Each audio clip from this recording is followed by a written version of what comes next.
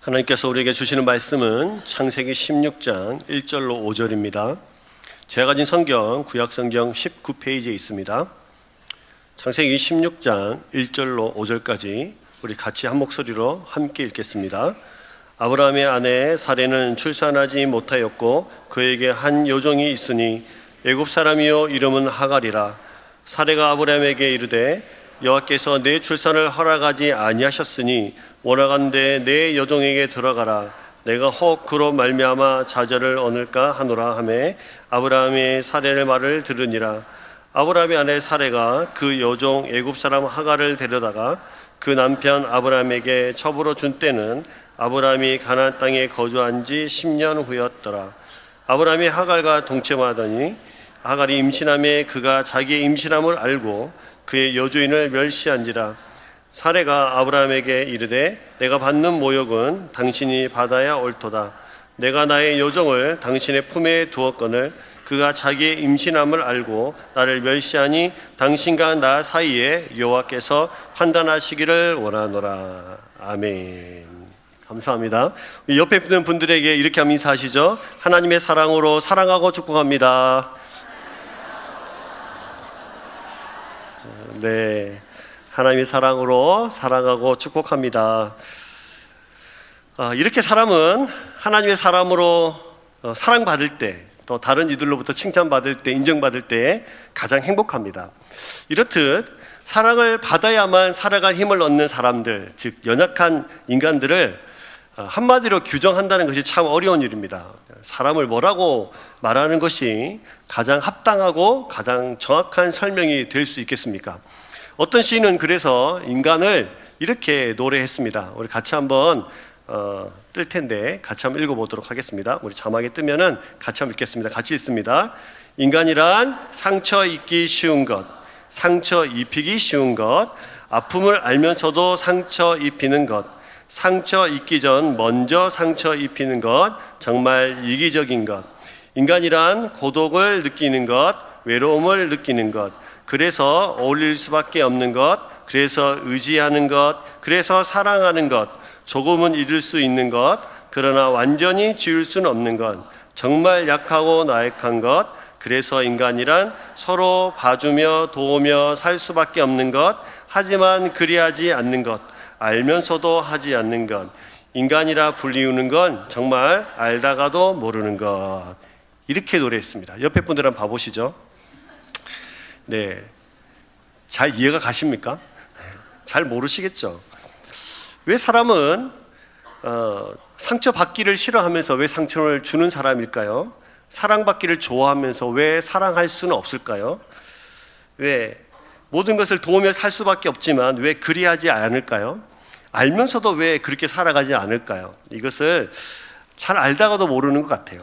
그래서 우리 앞선 시대를 살아가는 선조들은 우리 속담에 열 길 물속은 알아도 한 길 사람 속은 모른다라는 말이 있는 것 같습니다. 이렇듯 인류는 인간을 수없이 많은 말들로 표현해 왔습니다. 그것은 어쩌면 그렇게 많은 말들로 표현해도 정확히 설명해낼 수 없는 존재가 바로 인간이다는 사실을 반증하는 것일 수도 있습니다. 이렇게 어떤 말로도 해석하고 결정 지을 수 없는 인간을 가장 정확하게 규정하는 곳이 바로 성경입니다. 성경은 인간을 무엇이라고 정의하고 무엇이라고 규정합니까? 성경은 인간들을 죄인이라고 정의합니다. 저와 여러분들은 죄인이 그것이 우리의 신분입니다. 우리는 죄인입니다. 그래서 사랑할 수 있는데 사랑할 수 없는 것이고 그래서 잘 모르는 것입니다. 그러나 여러분, 성경 속의 인간은 다 알면서 죄를 짓는 사람들, 그것이 바로 죄인이고 저와 여러분들의 이름이라면 성경 속에서 말씀하시는 하나님은 다 알면서도 용서하시는 분이십니다. 다 알면서도 죄를 짓는 죄인, 그래서 우리의 힘과 능력으로는 어떤 방법이든 어떤 방향으로든 살든지 실패할 수밖에 없는 것이 우리들입니다. 그런데 오늘 본문은 다 알면서도 죄를 선택하는 아브라함과 사레를 소개하고 있다면 아브라함이 아브라함으로 불리기 전, 사레가 사라로 불리기 전 아브라함과 사레로 불려질 때 이 이야기는 하나님께서 그들의 인생을 통해서 다시 한번 말씀을 성취하고 이기게 하시고 하나님의 말씀이 굳건히 서는 믿음의 사람이 되길 원하는 하나님의 마음이 오늘 성경 속에 선포되어 있습니다. 오늘 여러분 이 말씀을 통해서 저희 여러분들이 현실이라는 인생을 만나게 될 때, 그리고 그 속에서 갈등하게 될 때 무엇을 선택해야 되는지 하나님의 음성을 듣는 귀한 시간 되기를 주의 이름으로 축복합니다. 여러분, 그래서 오늘 우리가 16장을 읽었는데 16장을 좀 더 정확하게 이해하기 위해서는 15장부터 무슨 일이 일어나게 되는지를 자세히 살펴보아야 합니다. 15장 1절부터 5절까지 말씀을 우리 같이 한번 성경을 펴보시고 함께 봤으면 좋겠습니다. 15장 1절은 이렇게 시작합니다. 이후에 여호와의 말씀이 환상 중에 아브라함에게 임하여 이르시되 아브라함아 두려워하지 말라. 나는 너의 방패요 너의 지극히 큰 상급이니라. 이렇게 설명합니다. 어느 날 하나님께서 아브라함에게 환상 중에 나타나셔서 이렇게 말씀하시죠. 두려워하지 말라. 나는 너의 방패다. 너의 지극히 큰 상급이다. 이렇게 설명하십니다. 그리고 하나님은 아브라함에게 두 가지 약속을 하시죠. 첫 번째는 자손에 대한 약속입니다. 자, 5절 말씀을 보시면 그를 이끌고 밖으로 나가 이르시되 하늘을 우러러 무뼈를 셀 수 있나 보라. 또 그에게 이르시되 네 자손이 이와 같으리라 하시면서 하나님께서 아브라함에게 네 자손이 무별처럼 하늘의 별처럼 많아지게 될 것이다 라고 약속을 하시죠. 그리고 7절 말씀을 보시면 또 그에게 이르시되 너는 이 땅을 내게 주어 소유를 삼게 하려고 너를 갈대아인의 우르에서 이끌어낸 여호와니라 라고 말씀하시면서 이 땅 가나안 땅을 너와 네 자손에게 주겠다고 이렇게 말씀하십니다. 그래서 지금 환상 가운데 나타나시는 하나님은 여호와 하나님께서는 아브라함에게 자손에 대한 약속, 그 다음에 땅에 대한 약속 두 가지를 합니다. 아브라함은 그것을 확증하고 싶었습니다. 정말 그것이 가능한가? 정말 하나님께서 그렇게 해주실 것인가? 하나님, 가능하시면 나에게 그것을 확증하여 주시옵소서라고 말할 때 하나님께서는 15장 17절 말씀으로 함께 하시면서 쪼개어진 짐승을 준비시키고 해가 질 때에 횃불로서 나타나셔서 그 언약에 대한 확증을 삼으십니다. 그래서 이 15장은 사실 되게 놀라운 본문이 아닐 수 없죠. 15장은 아브라함은 하나님께 먼저 나타나셔서 아브라함이 하나님을 만나고 약속도 받았고 음성도 들었고 타는 횃불로 통하여서 증거도 보았습니다. 근데 그에게 현실이라는 커다란 장벽이 그를 하나 가로막고 있었는데 그것이 바로 16장부터 시작하는 이야기입니다. 자, 16장 1절은 무엇이라고 우리에게 설명하고 있습니까? 함께 읽겠습니다. 아브라함의 아내 사레는 출산하지 못하였고 그에게 한 여종이 있으니 애굽 사람이요 이름은 하갈이라. 아브라함의 아내 사레는 뭐 하지 못하였어요? 출산하지 못했습니다. 자, 15장과 16장 우리 함께 보았는데 15장과 16장 사이에는 11년의 공간이 있습니다. 따라서 이 11년의 세월 동안 하나님의 약속은 있었는데 출산하지 못하고 있었다는 이야기가 됩니다. 이때 아브라함이 나이 86세, 사레의 나이가 76세입니다. 나이는 들어 늙어가면서 아이를 낳을 수 없는 지경에 이르게 됐습니다. 여러분, 그래서 과연 하나님은 살아계실까? 과연 하나님은 신실한가? 정말 하나님의 약속대로 이 약속은 이루어질 것인가? 나는 늙었고 얘도 낳을 수 없는 육체의 한계를 지나고 있는데 과연 이 약속은 이루어질 것인가? 사레의 고민은 저와 여러분도 아시다시피 굉장히 현실적이고 지극히 당연한 고민일 수 있습니다. 우리가 지금까지 그렇게 살아왔듯이 어려운 현실을 맞닥뜨릴 때마다 우리는 상당히 인간적인 생각을 할 수밖에 없는 그런 사람들입니다. 사례도 그랬습니다. 그래서 사례도 철저하게 인간적인 생각을 하게 되죠. 인간적이란 말은 말 그대로 인간적인 수준에서 생각할 수 있는 인간적인 생각입니다. 그래서 굉장히 설득력이 있습니다. 이성에도 맞고 형편에도 맞습니다. 무엇보다 내 정서와 내 감정에 맞는 것이 인간적인 생각입니다. 누가 들어도 맞다, 그렇게 하는 것이 맞다, 네가 당연하다, 박수 쳐줄 수밖에 없는 생각들이 인간적인 생각들입니다. 그의 인간적인 생각은 뭡니까? 자기는 아이를 낳을 수 없으니까 자신의 몸종 하갈을 통해서 이 가정의 후사를 이어가야겠다는 결론을 만들어내게 되죠. 이 몸종을 통해서 가문을 이어가는 것이 현실적인 방법이다, 가장 현명한 방법이다, 이렇게 생각했습니다. 그도 그럴 것이 그 당시 고대 근동의 문화가 그랬고 사례가 살아가던 시대에 그들에게 아무런 문제가 되지 않는 관습이 그랬기 때문입니다. 자녀가 없을 때 자기 몸종을 통해서 대를 이어가는 것, 그것이 그들의 관습이자 문화였기 때문입니다. 여러분, 그러나 사라의 경우는 다릅니다. 아브라함의 경우는 다릅니다. 왜요? 하나님의 언약의 약속이 있었기 때문에 그렇습니다. 하나님의 언약의 약속이 있었어요. 너희 자녀를 통해서 하늘의 무별처럼 많게 해주겠다. 하나님의 말씀이 있었습니다. 하나님의 언약이 있었다는 것입니다. 약속을 잃어버린 사례는 아주 합리적이고 인간적인 발상으로 이 현실을 뒤집어 놓기를 바랬습니다. 자녀를 낳을 수 없는 현실을 사람의 방법으로 이 방법들을 해결하려고 한 것입니다. 자, 사례의 실수는 여기서 끝나지 않습니다. 사례의 실수는 계속됩니다. 2절 말씀을 보시면 이렇게 되어 있습니다. 16장 2절입니다. 함께 보시죠. 같이 읽겠습니다. 사례가 아브라함에게 이르되 여호와께서 내 출산을 허락하지 아니하셨으니 원하건대 내 요종을 들어가라. 내가 혹 그로 말미암아 자녀를 얻을까 하노라 하매 아브라함이 사례의 말을 들으니라. 2절 보시면 사례가 아브라함에게 이르되 여호와께서 내 출산을 뭐하지 아니하셨으니 허락하지 아니하셨으니 이렇게 말합니다. 그러니까 지금 허락하지 아니하셨기 때문에 나는 지금 아이를 낳을 수 없다로 생각하는 것이죠. 이 사례의 결정적인 실수는 바로 여기 있습니다. 하나님의 말씀을 자기 스스로 뭐 한 거죠? 마침표를 찍는 거예요. 하나님의 말씀을 단정 짓습니다. 그의 결정적인 실수는 이것이죠. 하나님의 약속을 스스로 종결됐다고 선언하는 것입니다.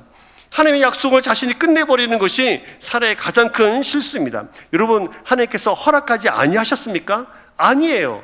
오늘 읽었던 15장 5절에 보시면 물별처럼 내 자손도 셀 수 없을 만큼 많아질 것이다. 이것이 누구의 약속이죠? 하나님의 약속이에요. 이미 하나님께서 아브라함에 그렇게 약속하셨습니다. 그런데 사례는 허락하지 아니하셨으니 라고 말합니다. 허락하지 아니하셨다니요. 사례의 실수는 하나님의 뜻을 마음대로 해석하고 마음대로 판단하고 마음대로 마침표 찍어서 하나님은 내 인생에서 더 이상 아이를 없겠다라고 판단하는 데 있습니다.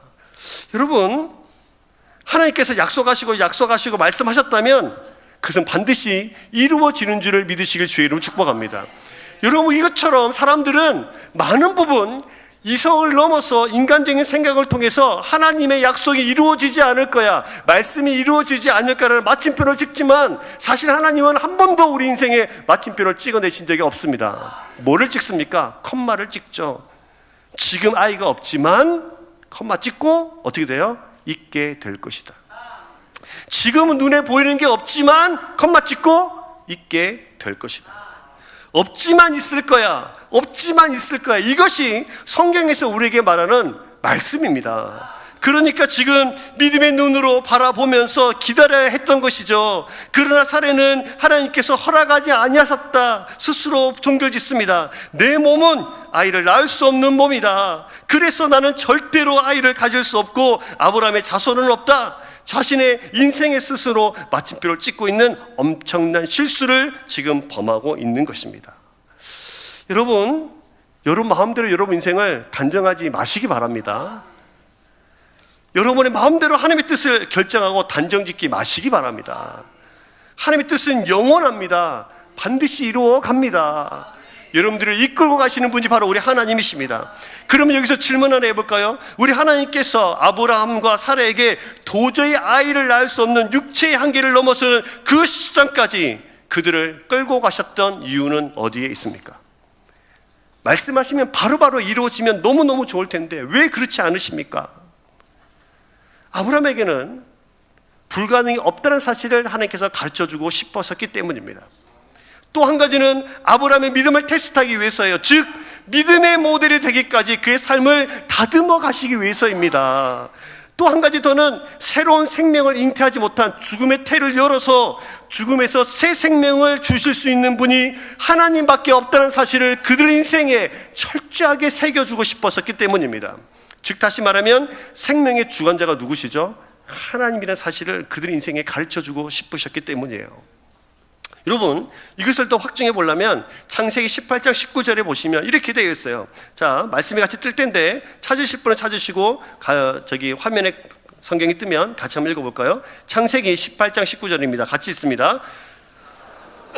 자식과 권속에게 명하여 여호와의 도를 지켜 의와 공도를 행하게 하려고 그를 택하였나니 이는 나 여호와가 아브라함에 대하여 말한 일을 이루게 함이라. 할렐루야.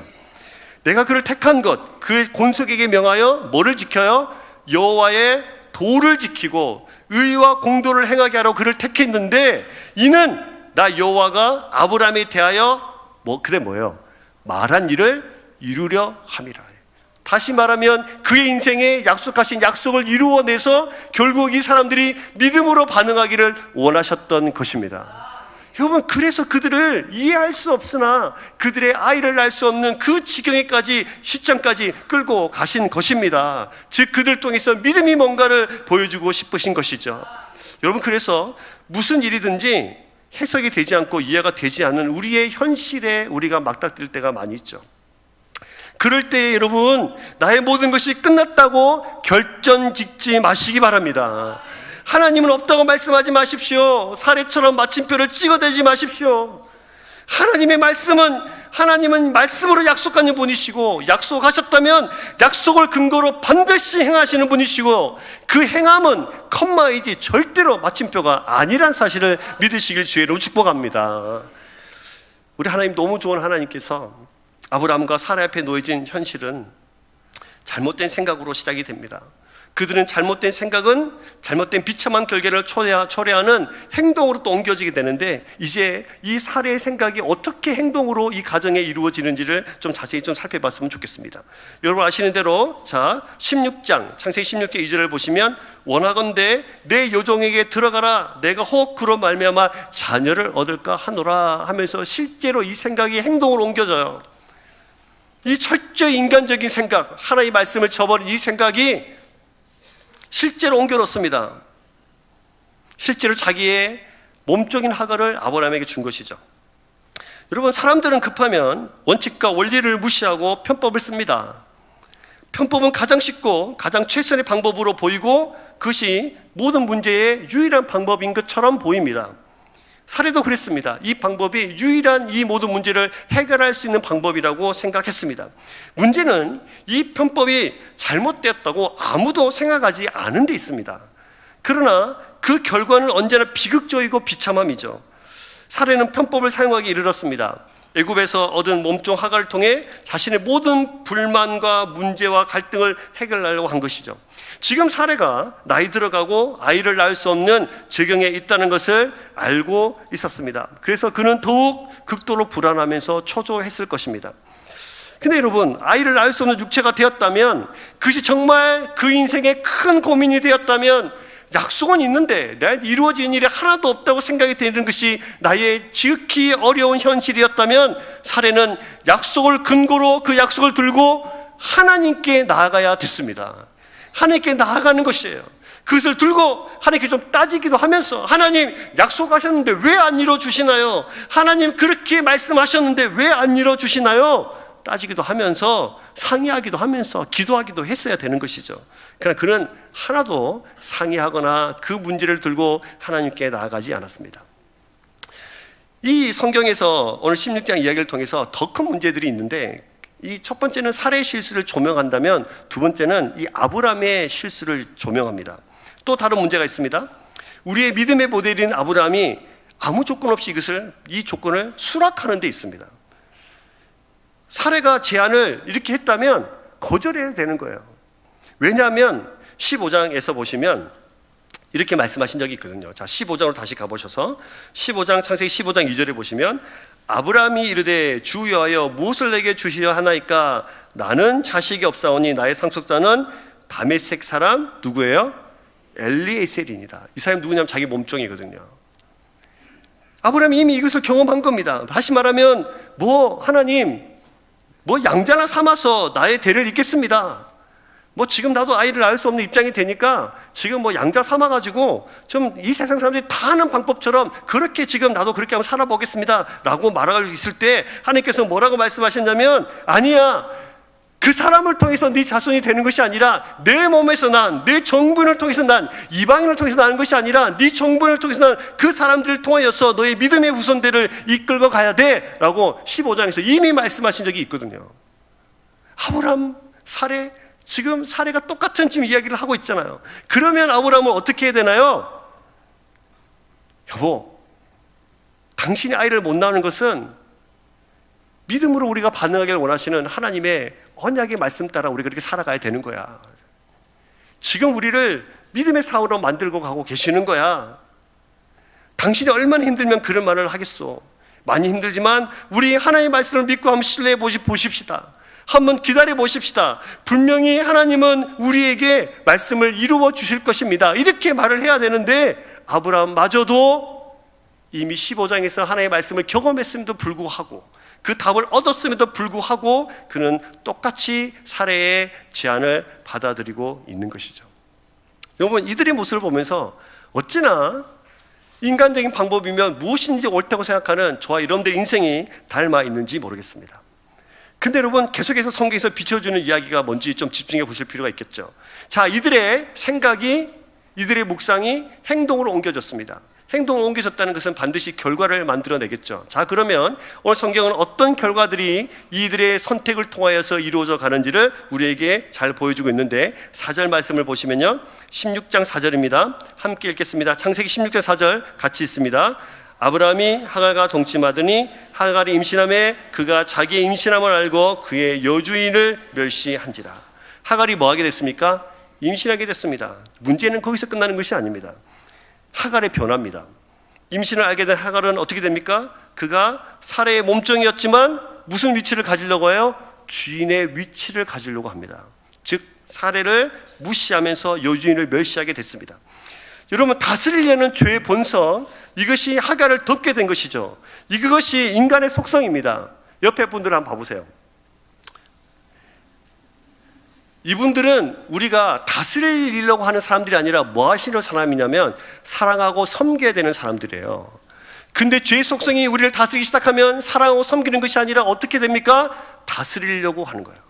지금 이 사람들이 그런 거예요. 하갈은 몸종이었어요. 근데 자녀의 임신함을 통해서 이제 그 주인을 다스리고 멸시해서 그 주인의 위치를 가지려고 했던 것입니다. 지금 성경은 뭘 설명하고 있냐면 그들이 편법을 선택할 때 이미 죄에 관영한 상태였다는 사실을 우리에게 설명해 주고 있는 것입니다. 여러분, 인간적인 방법, 이 세속적인 방법은 처음에는 정말 합당하고 이보다 더 맞는 방법이 더 이상 없을 것 같아 보이지만 그것은 늘 비참한 결과를 초래하게 되어져 있습니다. 자신의 몸종이 주인 행세를 하려고 하고 있는 거예요. 사례가 생각했던 꿈꿨던 장밋빛 결과가 아닙니다. 이전보다 훨씬 더 절망스럽고 훨씬 더 고민스러운 또 다른 어려움의 현실을 이 사례는 만나게 된 것이죠. 그의 행동을 통하여서. 이들의 선택을 통하여서 나타나는 두 번째 비참함은 책임 전가입니다. 5절을 한번 보실까요? 5절도 이렇게 되어 있습니다. 함께 읽겠습니다. 5절입니다. 사레가 아브라함에게 이르되 내가 받는 모욕은 당신이 받아야 옳도다. 내가 나의 여종 당신의 품에 두었거늘 그가 자기의 임신함을 알고 나를 멸시하니 당신과 나 사이에 여호와께서 판단하시기를 원하노라. 당신과 나 사이에 누가 판단해요? 여호와께서 판단하시기를 원하노라. 나는 지금 잘못한 게 하나도 없고 하나님이 이 자리에 와서 보셔도 반드시 당신이 잘못했다고 이야기할 것이다. 내가 지금 받는 이 모욕은 누가 받아야 돼요? 당신 아브라함이 받아야 돼. 지금 뭘 말하고 있냐면 지금 책임을 전가시키고 있어요. 나는 잘못한 것이 전혀 없다. 다 네 책임이다. 여러분, 이거 똑같은 이야기가 창세기에 또 등장하는데요. 아담과 하와의 이야기입니다. 아담과 하와가 동산 중앙에 있는 선악과를 먹었을 때 하나님께서 나타나셔서 이 선악과 누가 먹었냐? 아담에게 물으실 때에 아담이 내가 그랬습니다 하면 좋았을 텐데 뭐라고 말을 하면 당신 내게 준 여자 때문에 그렇습니다. 이렇게 대답해요. 그러니까 다시 말하면 하나님, 내가 하와를 나에게 달라고 했습니까? 당신이 만들어 주셨는데 당신이 준 그 여자 때문에 이것을 먹게 됐습니다 라고 책임 전가를 하죠. 이 책임 전가를 누굴 향한 책임 전가예요? 하나님을 향한 책임 전가예요. 당신이 나에게 하와를 주시지 않으셨다면 이런 일이 없었을 텐데요. 그럼 이것이 죄의 독특한 특성입니다. 책임 전가.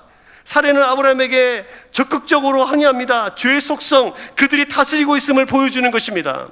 얼마나 이들이 죄 가운데 쌓여 있는지, 얼마나 하나님의 말씀에 떠나 있는지, 얼마나 하나님의 언약의 말씀을 붙잡지 않고 자기들 뜻대로 살아가고 있는지를 성경 우리에게 자세하게 지금 설명해주고 보여주고 있는 것입니다.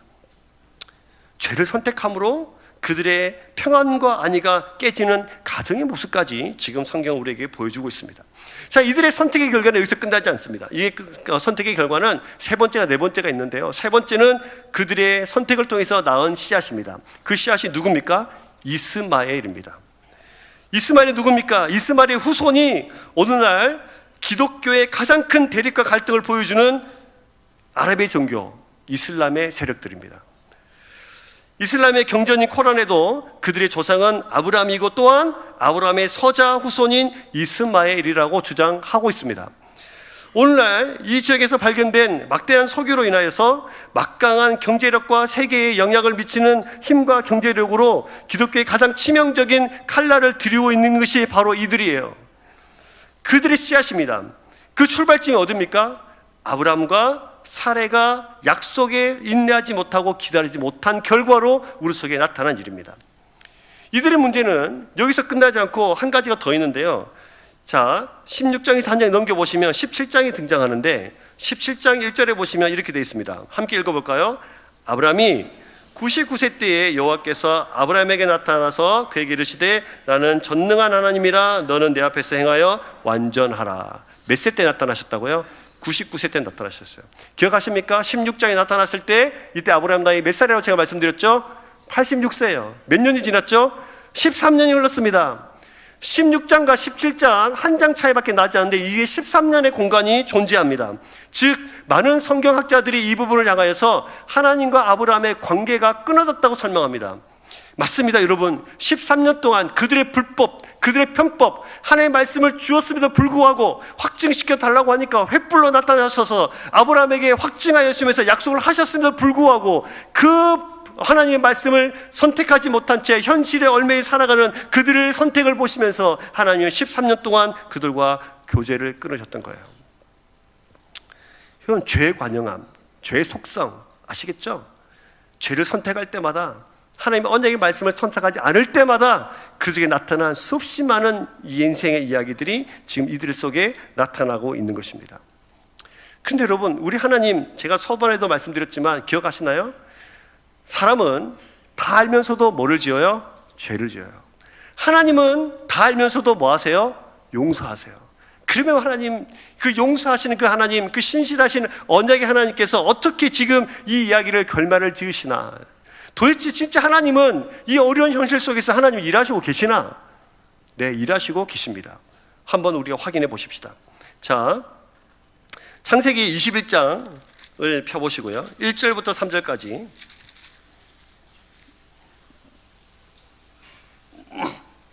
자, 창세기 21장 1절부터 3절 같이 읽겠습니다. 시작.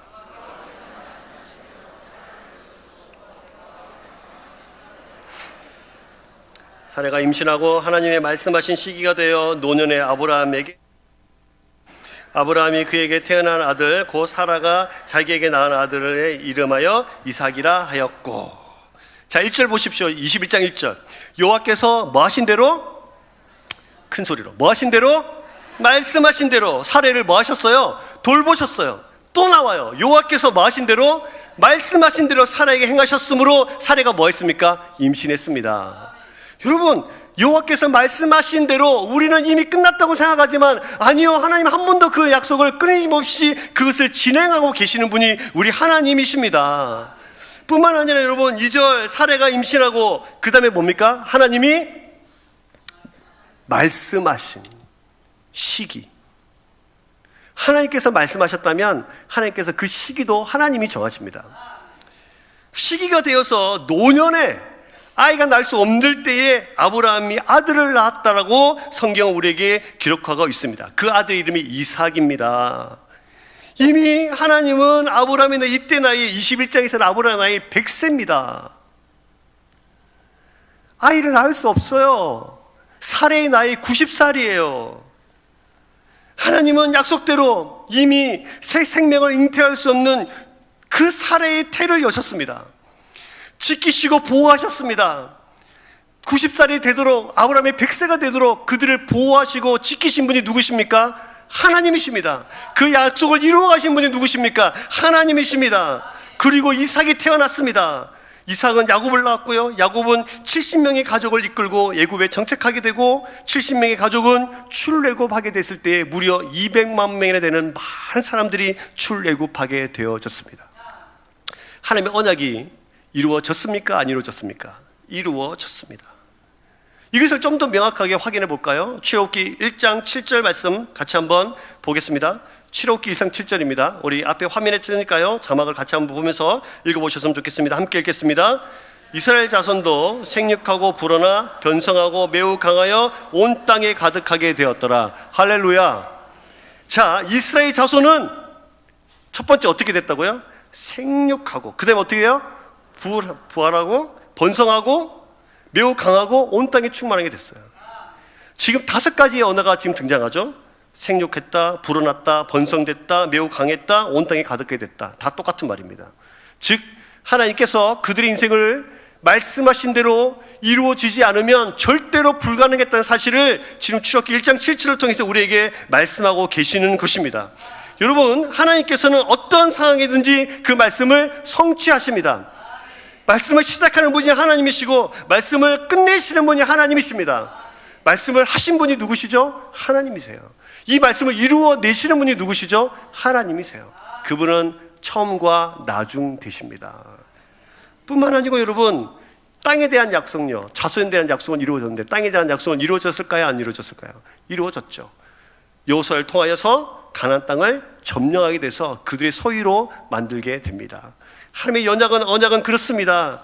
여러분, 아브라함에게 나타나셔서 25년이 지난 100세 때 이삭을 얻게 되는 그 이야기, 그 25년 시간은 하나님께서 약속을 지키실 능력이 없어서 참고 기다리시는 것이 아니에요. 오늘도 우리는 답답한 현실을 마주대하고 살아갑니다. 열심히 봉사도 하고 열심히 예배도 드리고 열심히 기도도 하고 헌금도 하는데 절대로 내 인생은 그냥 그 현실 속 그덕이 있는 것 같아요. 어려운 것 같아요. 가정의 현실, 자녀의 현실, 질병의 현실, 죽음의 현실, 직장의 현실, 내가 소망하는 것들이 이루어지지 않는 그 많은 현실들. 근데 우리를 지키시겠다고 말씀하시던 그 현실이 왠지 나한테 별 상관이 없는 것 같아 보이는 그런 이유는 뭡니까? 왜 우리를 하나님께서 그들처럼, 아브라함과 사례처럼 그 끝까지 우리를 몰고 가십니까? 하나님 말씀하시면, 언약하시면 그냥 그대로 우리 속에 이루어지면 좋은데 왜 그러십니까? 우리는 이런 생각 끝에 하나님을 떠나거나 하나님이 없다고 생각할 때가 많이 있습니다. 여러분, 그러나 그 끝까지 우리를 몰아가시는 것은 우리에게 주시고 싶은 하나님의 메시지가 있기 때문이에요. 그것이 뭡니까? 첫 번째는 하나님은 하나님이시다. 이 천지를 만드신 하나님이시다. 나는 전능한 하나님이라는 사실을 우리에게 보여주고 싶기 때문입니다.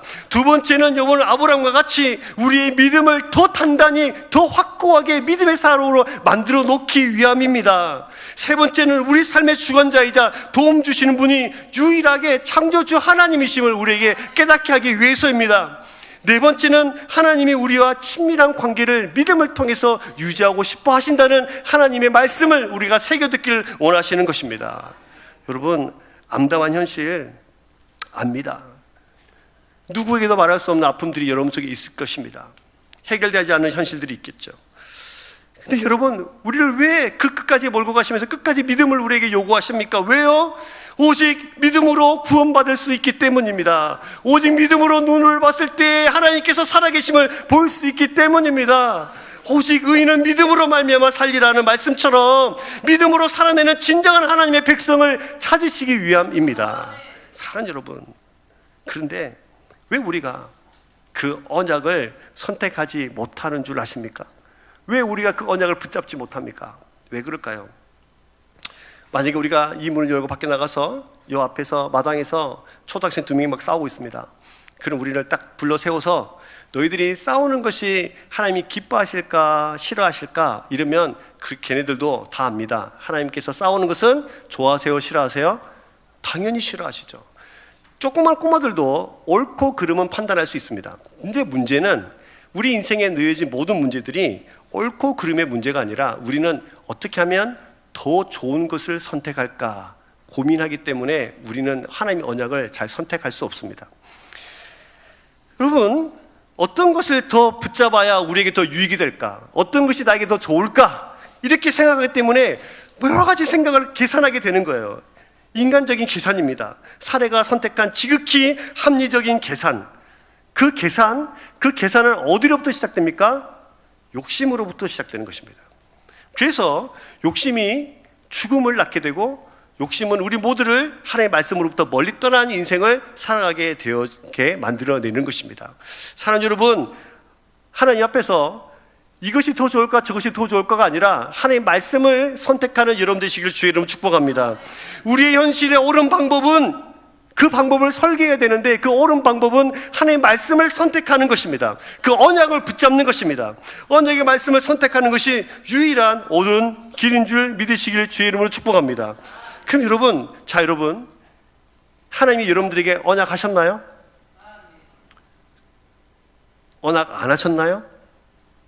네, 잘 모르시겠죠? 성경책 한번 들어보십시오. 여러분, 성경을 들어보세요. 이 성경이 제 손에만 들려 있습니까? 여러분 손에도 들려 있습니까?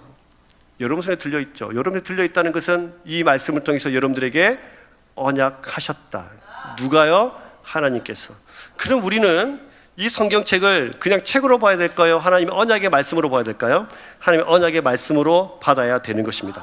자, 그러면 옆에 분들에게 한번 저를 따라서 축복하겠습니다. 하나님은 당신에게 언약하셨습니다. 하나님은 당신에게 약속하셨습니다. 할렐루야.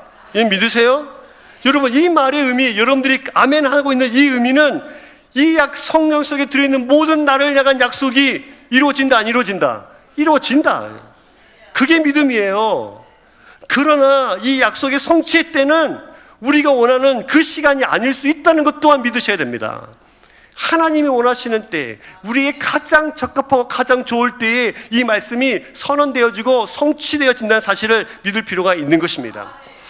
그 약속이 정말로 이루어진다는 것을 믿는다면, 정말 이 말씀이 나를 향한 하나님의 언약의 말씀인지 믿는다면,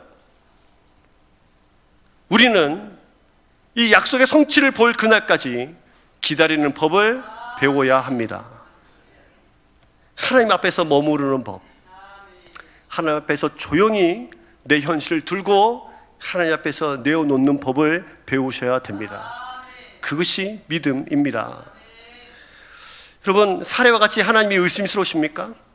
하나님이 없는 것 같아 보이십니까? 이 성경 말씀이라는 것이 예수 믿는 사람들이 자기들끼리 모아가지고 그냥 자기들 읽고 마는 그런 책 같아 보이십니까? 아브라함같이 하나님의 약속이 믿기지 않으십니까? 고통의 현실 가운데 있으십니까? 여러분, 더욱 기다림이 필요하고 지금 이때 하나님 앞에서 더 기다림을 배워야 되는 그런 시간임을 믿으시길 소망합니다.